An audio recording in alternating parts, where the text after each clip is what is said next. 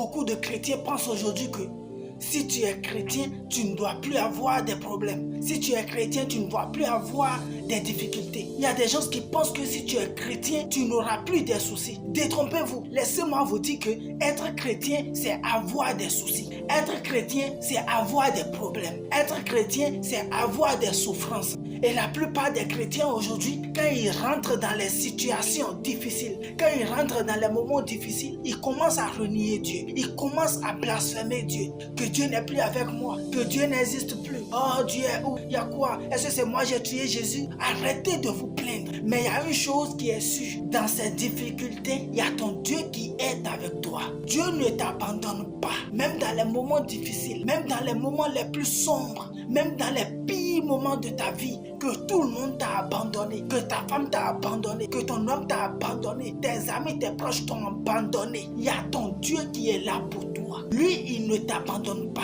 Ésaïe 41, verset 10 nous dit: ne crains rien, car je suis avec toi.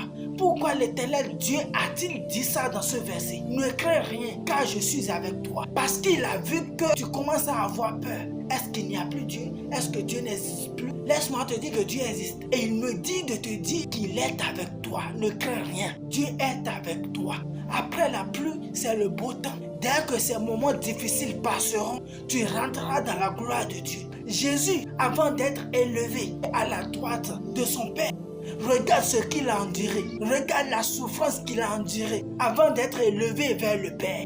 On l'a frappé, on a craché sur ses yeux, on lui a donné du vin à boire au lieu de l'eau, on lui a maltraité avant qu'il ne soit élevé vers le Père. Et toi, tu refuses d'avoir des problèmes, tu refuses d'avoir des souffrances. Ça ne peut pas se faire. Si tu refuses d'avoir les problèmes, c'est que tu refuses que la promesse de Dieu sur toi s'accomplisse. Parce que Joseph, avant que la promesse de Dieu ne s'accomplisse sur sa vie, il a été maltraité, il a été vendu à Potiphar, il a été envoyé en prison, il a été maltraité avant de devenir premier ministre en Égypte.